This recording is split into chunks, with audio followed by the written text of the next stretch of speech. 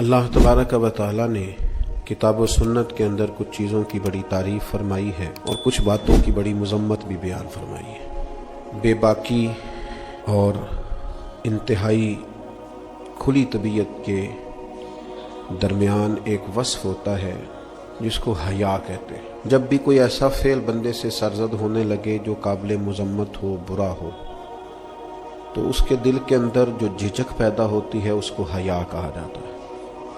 حیا سے مراد یہ ہے کہ انسان وزادار ہو، بے باک نہ ہو، جو منہ میں آئے کہہ دینے کا عادی نہ ہو، اس کی طبیعت کے اندر، اس کے مزاج کے اندر ٹھہراؤ ہو، وہ چیزوں کو دیکھ کر سمجھ کر چلنے کا عادی ہو، اس کو باحیا کہتے ہیں۔ ہمارے زمانے میں اس طرح ہوا ہے کہ کچھ لوگوں نے بعض چیزوں کو تیزی سے پھیلایا ہے۔ انہوں نے کہا یار تو بول نہیں سکتا تو اپنا حق کیسے مانگے گا، تو بات نہیں کر سکتا تجھے تو سارے دبا جائیں گے۔ اگرچہ اپنے حق سے پیچھے ہٹنا بھی حیا نہیں، لیکن یہ کہ کسی کام کی بھی حکمت کو چھوڑ دینا، جو مزاج میں آئے وہ کر دینا، کسی چیز کا لحاظ ہی نہ کرنا، کسی وزاداری کو قائم ہی نہ رکھنا، کسی بڑے کو بڑا ہی نہ سمجھنا، کسی چھوٹے کے مزاج کے لیے اپنے دل میں شفقت ہی پیدا نہ کرنا، اور اپنے لہجے کی سختی اور تلخی اور ترش روئی اتنی زیادہ کر لینا کہ کوئی حد قائم ہی نہ رہے۔ اسلام اس کو پسند نہیں کرتا۔ اور پھر یہ کہ شغل کے نام پر، مذاق کے نام پر ایسی چیزوں کو پرموٹ کرنا جو شرم و حیا کے بالکل خلاف ہوں، جس سے معاشرے کے اندر اس طرح کا ماحول پیدا ہو کہ وہ کوئی وزادار معاشرہ ہی نہ رہے، اس کو ناپسند کیا ہے قرآن مجید نے۔ اللہ تعالیٰ نے فرمایا ان الذین یحبون ان تشیع الفاحشہ، فرمایا بے شک جو لوگ یہ چاہتے ہیں کہ مسلمانوں میں بے حیائی کو پھیلا دیں، فحشاء کو عام کر دیں، بری باتوں کو لوگوں کے اندر پھیلا دیں۔ کن لوگوں میں؟ فی الذین آمنوا، وہ لوگ جو ایمان لے آئے، جو ایمان والوں کے اندر بے حیائی پھیلانا چاہتے ہیں۔ اور قرآن مجید کے الفاظ بڑے قابل غور ہیں۔ فرمایا ان الذین یحبون، بے شک وہ پسند کرتے ہیں، وہ چاہتے ہیں کہ ان تشیع الفاحشۃ فی الذین آمنوا، کہ بے حیائی پھیل جائے ان لوگوں میں جو ایمان لائے ہیں۔ تو مالک فرماتا ہے لہم عذاب علیم، ان لوگوں کے لیے دردناک عذاب ہے۔ اور ایسا نہیں ہے کہ یہ قیامت تک انتظار کریں گے پھر انہیں عذاب دیا جائے گا۔ یہ عذاب کہاں کہاں ملے گا؟ فی الدنیا والآخرہ۔ جو مسلمانوں میں بے حیائی پھیلانے کو پسند کرتے ہیں انہیں دنیا میں بھی عذاب ہوگا اور آخرت میں بھی عذاب ہوگا، اور عذاب بھی عذاب علیم، دردناک عذاب ہوگا۔ فرمایا واللہ یعلم وانتم لا تعلمون، اللہ جانتا ہے تم نہیں جانتے۔ حیا اور وزاداری کو قائم رکھنا، دیکھیں نا، سب سے زیادہ بے نیاز تو اللہ ہے نا، لیکن اگر حضور فرمائیں کہ رب بھی حیا فرماتا ہے، حضور سید عالم علیہ السلام فرماتے ہیں اللہ حیا فرماتا ہے کہ اس کا بندہ اس کے سامنے ہاتھ پھیلائے اور اللہ اس کے ہاتھوں کو خالی واپس کر دے۔ اللہ حیا فرماتا ہے۔ کیا معنی ہے؟ کہ اللہ تبارک و تعالی لحاظ کرتا ہے اس بات کا کہ اس بندے کی امید نہ ٹوٹ جائے، رب کی بارگاہ سے جو اس کی توقع ہے وہ توقع نہ ختم ہو جائے۔ معنی کیا ہوا؟ آپ وزادار رہیں، آپ کے مزاج میں رکھ رکھاؤ۔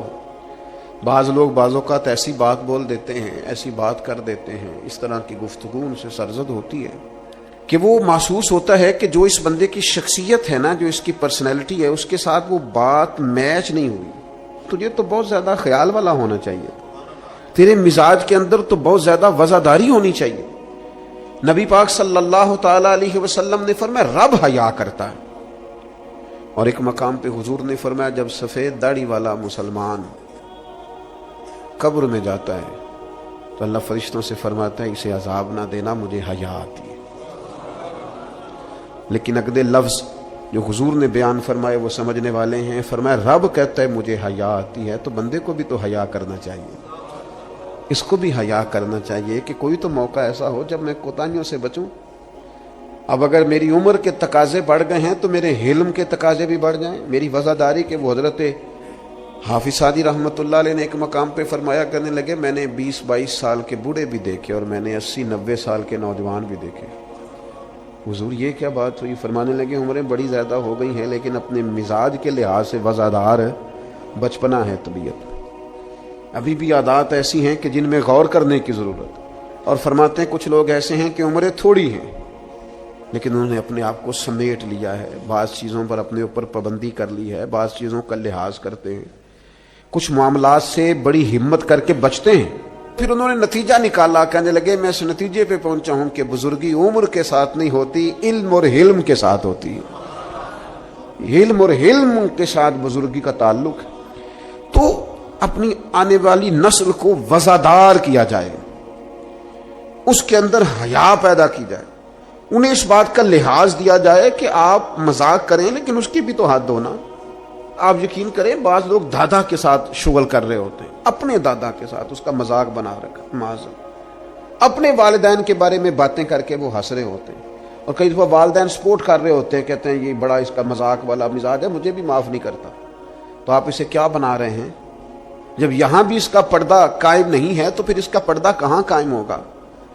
اس کی طبیعت کے اندر ٹھہراؤ ہونا چاہیے۔ وہ لوگ تو وہاں بھی وزادار تھے جہاں بات کرنے کی ضرورت ہے۔ نبی پاک علیہ السلام نے صحابہ سے پوچھا کہ وہ کون سا درخت ہے جس کی مثال مومن کی طرح ہے؟ تو حضرت عبداللہ ابن عمر فرماتے ہیں مجھے سوال کا جواب آتا تھا کہ وہ کھجور کا درخت ہے، لیکن چونکہ حضرت عمر بیٹھے تھے میرے والد، چونکہ حضرت صدیق اکبر بیٹھے تھے، چونکہ حضرت عثمان غنی بیٹھے تھے، چونکہ علم و حکمت کے تاجور مولا علی بیٹھے تھے، مجھے جواب آتا تھا۔ لیکن حضرت عبداللہ ابن عمر فرماتے ہیں حیا مانے تھی، حیا نے مجھے منع کیا کہ اتنے بزرگ بیٹھے ہوں اور تو جواب دیتا پھرے۔ ہمارے مفسرین کرام نے یہاں لکھا ہے کہ اساتذہ اور مشائخ کی موجودگی میں علم بتانا بھی منع ہے۔ آپ کے بڑے بیٹھے ہوں، آپ تقریر کرنے سے بھی لحاظ کریں، آپ وہاں کوئی مسئلہ نہیں بیان کریں۔ یہاں تو بڑے معاملات اور ہو جاتے ہیں۔ ہمیں اپنے بزرگوں کے سامنے ایک خاص وزاداری وہ بندے کو خوبصورت کرتی ہے۔ حضرت عباس حضور کے چچا ہیں، ان کے بیٹے جناب عبداللہ ابن عباس فرماتے ہیں میرے والد سے کسی نے پوچھا تھا آپ بڑے ہیں کہ نبی پاک؟ تو بڑی سادی سی بات ہے، چچا بڑا ہی ہوتا ہے عمر میں، آپ بڑے ہیں کہ نبی پاک؟ تو یہ وزاداری ہے، یہ کمال وزاداری ہے۔ یہ ان لوگوں کا طریقہ ہے جو بڑے رسیلے سجیلے، جو بڑے خوبصورت لوگ ہوتے ہیں، جن کے لہجوں سے لفظ نہیں شہد ٹپکتا ہے۔ حضرت عباس رضی اللہ تعالیٰ عنہ فرمانے لگے کیا کہا تم نے؟ میں بڑا ہوں کہ حضور؟ فرمانے لگے بڑے تو حضور ہی ہیں، پیدا پہلے میں ہوا تھا، ولادت پہلے میری ہوئی تھی، بڑے بہرحال وہی ہیں، پیدا پہلے میں ہوا تھا۔ یہ جو وزاداریاں ہیں، یہ جو خوبصورتیاں ہیں، یہ جو آپ کے مزاج کے اندر خوبصورتی ہے، یہ جو لہجے کے اندر حسن ہے، یہ ایک بڑا ضروری کام ہے۔ بہت سارے لوگ دینی لوگوں سے مسئلہ پوچھنے آتے ہیں، لیکن ان میں 60% لوگ وہ ہوتے ہیں جو مسئلہ پوچھنے نہیں آتے، مفتی صاحب کو مسئلہ بتانے آتے ہیں۔ میری طرح کا بندہ تو چونکہ ذرا جلدی قائل ہو جاتا ہے، وقت تھوڑا ہوتا ہے تو بہت سارا ٹائم نہیں دے پاتے، تو میں کہتا ہوں کہ آپ کے خیال میں جو مجھے کہنا چاہیے وہ آپ مجھے بتا دیں، میں آپ کو کہہ دیتا ہوں، کیونکہ آپ جو چاہ رہے ہیں وہ تو ہے آپ کی مرضی کا فتویٰ، تو مجھے آپ بتا دیں بھلا اس سوال کا جواب کیا ہونا چاہیے، میں آپ کو بتا دیتا ہوں۔ لیکن اگر آپ مجھ سے پوچھنے آئے ہیں تو پھر آپ حوصلہ کریں، پھر دین جو بات کہتا ہے وہ مجھے بیان کرنے دیں، پھر مرضی کا فتویٰ حاصل نہ کریں، پھر ذرا رکیں۔ اور یہی حالت بہت سارے اللہ ماشاءاللہ شاگردوں کی ہوتی ہے، ان کا خیال ہوتا ہے استاد میری مرضی کے حساب سے تعلیم دے، مریدین کا خیال ہوتا ہے کہ شیخ اس طرح کر کے چلے۔ تو بھئی تیری شرطوں پہ ہی کرنا ہے، اگر تجھ کو قبول تو یہ سہولت تو مجھے سارا جہاں دیتا ہے۔ اگر تیری شرطوں پہ ہی تو نے آنا ہے کہ میرے پاس یہ ٹائم ہے تو اس ٹائم آؤں گا، تو میں اس وقت پسند کرتا ہوں تو میں اس وقت آؤں گا، تو آپ اگر یہ کہیں گے تو پھر میں یہ تیری شرطوں پہ ہی کرنا ہے اگر تجھ کو قبول، یہ سہولت تو مجھے سارا جہاں دیتا ہے۔ پھر تو ٹھیک ہے، اگر ہم نے کچھ دو کی پالیسی پہ ہی تعلق بنانا ہے تو پھر استادی شاگردی تو نہ ہوئی، پھر تو ٹھیک ہو گیا، پھر یارانے کریں گے، دوستیاں کریں گے، اس طرح کے لوگ تو ڈھیروں مل جاتے ہیں۔ اپنی زندگی کے اندر وزاداری، خوبصورتی، ٹھہراؤ، لہجے کے اندر حسن، مزاج کے اندر ایک کمال۔ حضرت امام مالک رحمۃ اللہ علیہ کو کسی بات پر امام اعظم نے بڑا ڈانٹ دیا، شاگرد تھے، بڑا ڈانٹ دیا، سخت ڈانٹا، اور اس کے بعد بھی وقفے سے کبھی کوئی ایسی بات ہوتی تو امام صاحب کہتے ہیں میری طبیعت سے وہ غصہ نہ جاتا کہ یار اس نے ایسا کیوں کیا۔ کچھ عرصے کے بعد جا کے وہ بات کھلی کہ جس بات پر امام ابو مالک کو ڈانٹا ہے ان کی تو غلطی نہیں تھی، دوسرے کلاس فیلو کی غلطی تھی، انہوں نے تو یہ بات کہی نہیں، تو کسی اور نے کہی تھی اور نام ان کا لگ گیا۔ بچے کر دیتے ہیں نا شرارت، کسی نے کی نام کسی۔ تو امام اعظم ابو حنیفہ رحمۃ اللہ علیہ امام مالک سے کہنے لگے بیٹا تم نے بتایا کیوں نہیں، اتنی ڈانٹ کھا لی؟ حضرت امام مالک نے سر جھکا لیا، کہنے لگے حضور لوگوں کے جسموں پر لوگوں کا احسان ہوتا ہے، میری تو سانسوں پر بھی تیرا احسان ہے، میری سانسیں بھی تیری مقروض ہیں۔ یہ جو لوگ مالک کو جانتے ہیں یہ اس نسبت سے جانتے ہیں کہ یہ ابو حنیفہ کی گلی میں آتا جاتا ہے۔ سونیاں زندگی میں جتنا نام اور عروج پایا تیرے صدقے پایا، 4 جھڑکیاں نہ سہ سکتا تیرے نام پر، میں نے پسند نہیں کیا۔ اور پھر آپ نے پوچھا بھی تو نہیں نا کہ بتاؤ، آپ نے کہا ڈانٹ کھانی ہے تو دکھ قبول محمد بخشا بس راضی رہن پیارے، کوئی حرج نہیں۔ آپ نے کہا ڈانٹ کھانی ہے تو کھا لیتی، اس میں حرج والی کون سی بات؟ یہ خاص وزاداری، یہ خاص خوبصورتی۔ میں آپ سے عرض کروں، ہمارے گھروں میں جو بڑے بوڑھے ہوتے ہیں نا، وہ جب پڑھی لکھی بہو لے کے آتے ہیں نا تو اس کا مطلب یہ تھوڑی ہوتا ہے کہ وہ بیچارے ہامتے کامتے رہیں گے، ڈرتے رہیں گے کہ جناب بہو بڑی پڑھی لکھی ہے یا داماد بہت پڑھا لکھا ہے تو کوئی ایسی بات نہ ہو جائے کہ وہ کہے ہو بابے کو تو پتہ ہی نہیں۔ پڑھا لکھا وہ بندہ ہوتا ہے جو دوسروں کے مزاج کی رعایت کرے، جو تھوڑا سا سمجھے کہ میری اس چیز کی وجہ سے کوئی شخص کسی کمزوری کا شکار تو نہیں ہو رہا۔ اگر آپ نے تربیت کی ہے تو پھر تربیت کا معنی تو یہ ہونا چاہیے کہ اسے ادب بھی کرنا آئے، پیار بھی کرنا آئے، گھر کے بزرگوں کے حق میں اس کے رویے میں نرمی بھی آئے۔ اور اگر آپ نے تربیت یہ کی ہے کہ ہم چما دیگرے نیز تمہاری طرح کا دوسرا کوئی نہیں، تو پھر یاد رکھو اگر تمہاری طرح کا دوسرا کوئی نہیں نا تو پھر تمہیں بھی کوئی ماننے کو تیار نہیں ہے۔ پھر جعلی روب اور ہوتا ہے اور دلوں میں محبت اور ہوتی ہے، پھر ان چیزوں میں فرق ہوتا ہے۔ اگر آپ تعلیم یافتہ ہیں تو آپ دوسروں کے مزاج کی رعایت کریں، آپ کو پھر حضرت مولا علی شیر خدا رضی اللہ تعالیٰ عنہ سے کسی آپ نے فرمایا ایک مقام پہ فرمایا ہر چیز کی زکوٰۃ ہوتی ہے، عقل کی زکوٰۃ پتہ کیا ہے؟ حضور کیا فرمایا؟ عقل کی زکوٰۃ جاہلوں کے ساتھ گزارا کرنا۔ تیری عقل کی زکوٰۃ نکلے گی، تجھے پتہ چلے گا کہ تو کس طرح گزارا کرتا ہے، اور اگر تو جاہل سے گزارے نہیں کر سکتا تو پھر اس کا مطلب یہ ہے کہ تو نے علم کو سمجھا۔ عزیز دوست آپ غور فرمائیں اور اس پر آپ توجہ رکھیں گے کہ وزاداری، لفظوں کا چناؤ۔ قرآن مجید نے کہا یا ایھا الذین آمنوا لا تقولوا راعنا وقولوا انظرنا، اے ایمان والو تم نے جب میرے محبوب سے بات کرنی ہے تو راعنا نہیں کہنا، انظرنا کہنا ہے۔ یہ نہیں کہنا حضور سمجھ نہیں آئی رعایت کر دے، یہ کہنا یا رسول اللہ ایک نظر کرم کر دے، ذرا بات دوبارہ سمجھا دیں۔ آپ اچھے جملے تلاش کے وزاداری کے ساتھ، ایک خاص حیا کے ساتھ۔ حضرت مولا علی شیر خدا فرماتے ہیں حضور سے مسئلہ پوچھنا تھا۔ مسئلہ پوچھنا بڑا ضروری کام ہے، اگر آپ مسئلہ دریافت نہیں کرتے تو بڑا عرصہ تک ماحول اس طرح کا رہ جاتا ہے کہ جس سے آپ جہالت میں ہی وہ کام کرتے رہتے ہیں۔ مسئلہ پوچھیں گے تو بات بہتر ہوگی، آپ بات پوچھ لیں گے بات کلیئر ہو جائے گی، آپ پھر صاف ستھرے معاملے کے ساتھ عمل کر سکیں گے۔ تو حضرت مولا علی کہتے ہیں حضور سے مسئلہ پوچھنا تھا، سوال کرنا بڑا ضروری ہے، خود حدیث پاک میں موجود ہے سوال کرنا آدھا علم ہے۔ لیکن حضرت علی کہتے ہیں نبی کریم سے مسئلہ پوچھنا تھا، میں نے مہینوں انتظار کیا، ہفتوں انتظار کرتا میں، میرا خیال تھا کہ میں سوال کی تکلیف بھی نہ دوں، کوئی اور آ جائے آ کے حضور سے مسئلہ پوچھ لے۔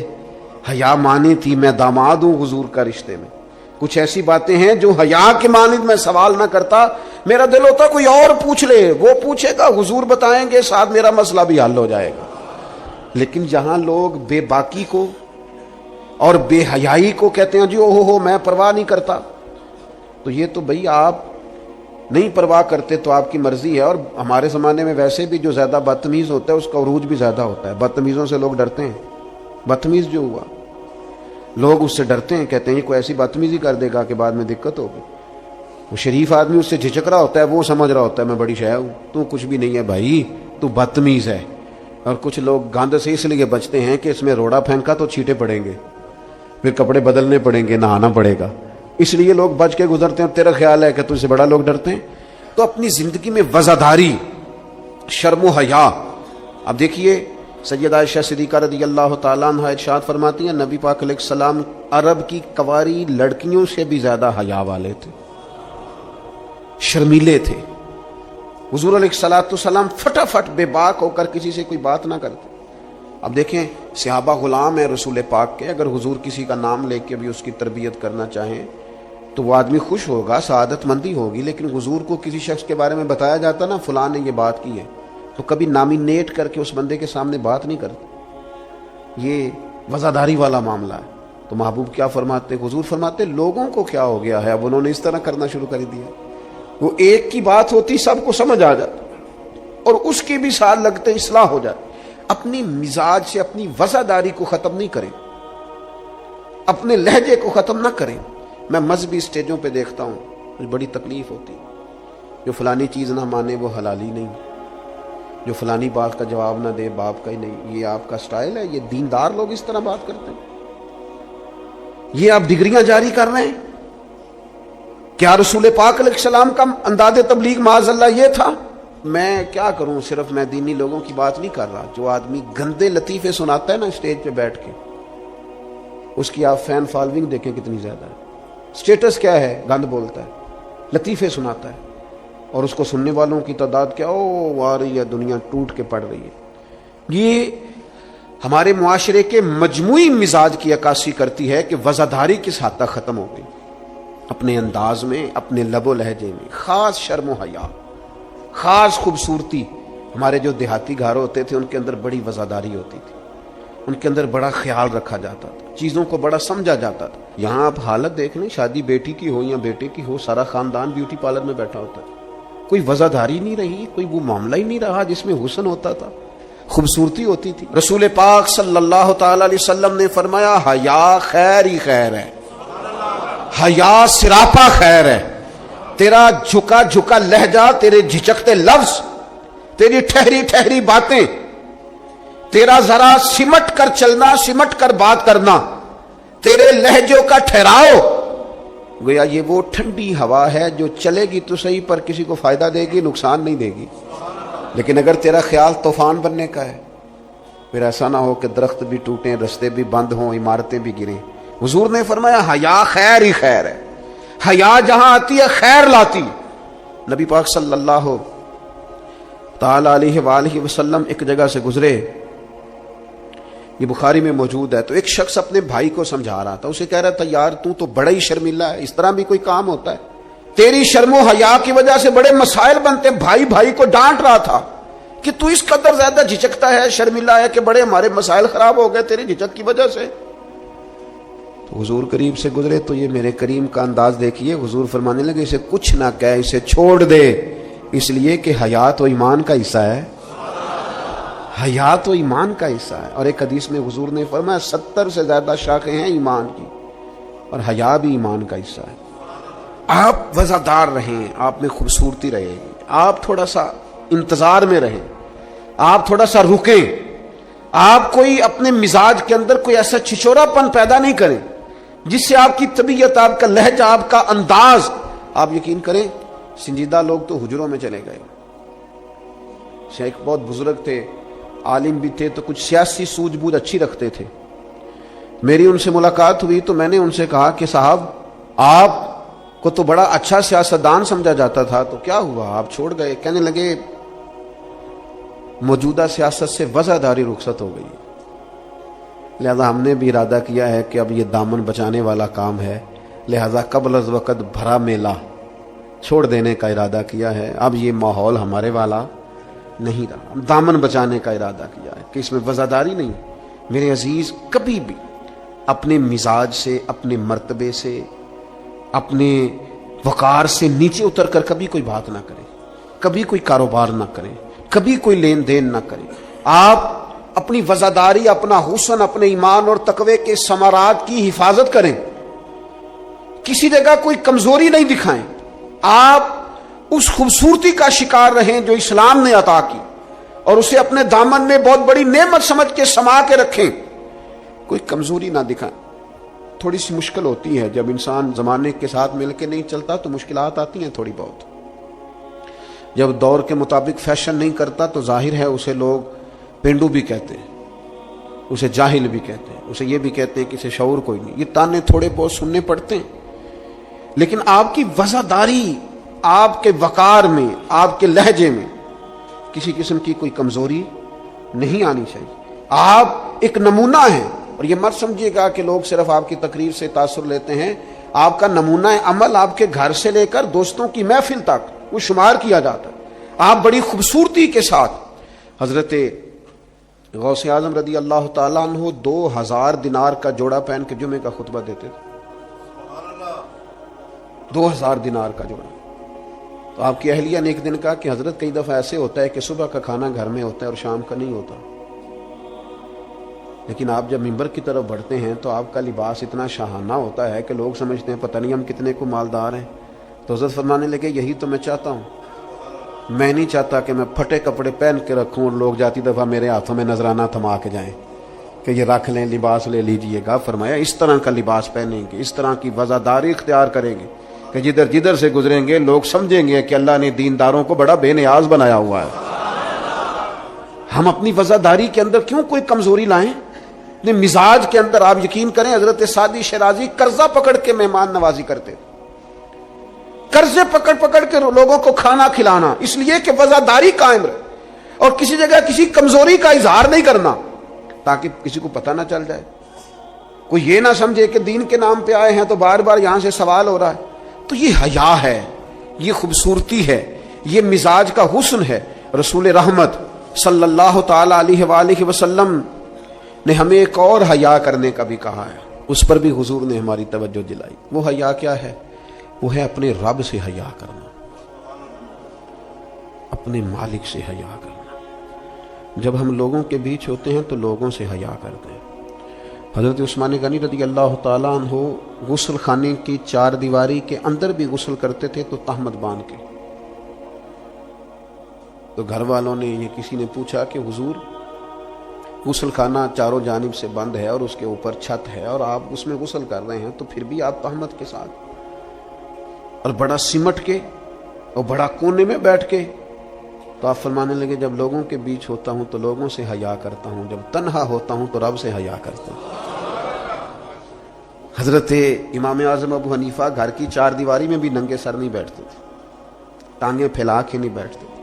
فرماتے تھے سوتے وقت یہ کام کروں گا، میں گھر میں بھی وہ لہجہ اختیار نہیں کرنا چاہتا، اس لیے کہ میں اس رب کا ماننے والا ہوں جو حی و قیوم ہے، جو ہر جگہ دیکھتا ہے. رب سے بھی حیا. اور آپ کو پتہ ہے ہمارے صوفیاء نے فرمایا ہے کہ سب سے زیادہ اللہ سے وہ بندہ حیا کرتا ہے جو اپنے خیالات پر کنٹرول کرتا ہے، اپنے جذبات پر کنٹرول کرتا ہے، جو وسوسوں کو نہیں آنے دیتا، جو اپنی طبیعت میں کوشش کرتا ہے کہ اچھے خیالات ہی رہیں، وسوسے آئیں تو جھٹک دیے جائیں.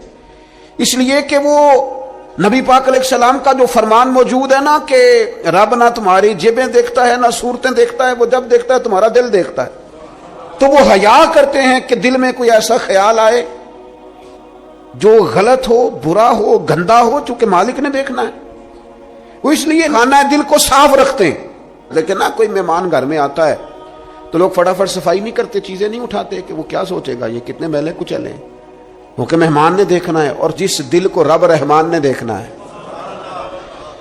اس کی صفائی رکھنا کہ اس میں گندے برے خیالات، ہرس، ہوس، لالچ، حسد، بغض، کینہ، عداوت، بددیانتی، بدگمانی یہ موجود نہ ہو، جو کہ رب نے دیکھنا ہے. اللہ کے پیارے رسول صلی اللہ تعالی علیہ وسلم نے فرمایا اللہ تعالیٰ سے حیا کرو جس طرح حیا کرنے کا حق ہے. تو صحابہ کہتے ہیں ہم نے عرض کی یا رسول اللہ صلی اللہ تعالی علیہ وسلم الحمدللہ ہم اللہ سے حیا کرتے ہیں. تو حضور نے فرمایا حیا کا وہ معنی نہیں جو تم نے سمجھا ہے. تو یا رسول اللہ پھر سمجھا دیں کیا معنی ہے حیا کا؟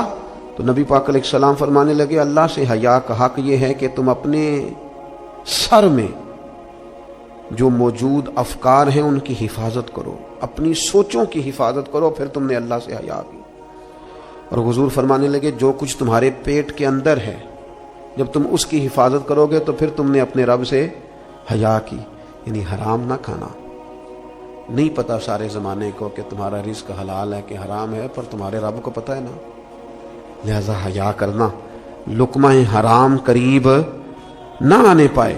اور حضور علیہ الصلوۃ والسلام فرمانے لگے یہ بھی یاد رکھنا کہ موت اور ہڈیوں کے گل سڑ جانے کو تم نے یاد رکھا ہوا ہو، اور فرمایا یہ بھی یاد رکھنا کہ تم نے قیامت کے دن دوبارہ اٹھنا ہے، رب کی بارگاہ میں کھڑا ہونا ہے۔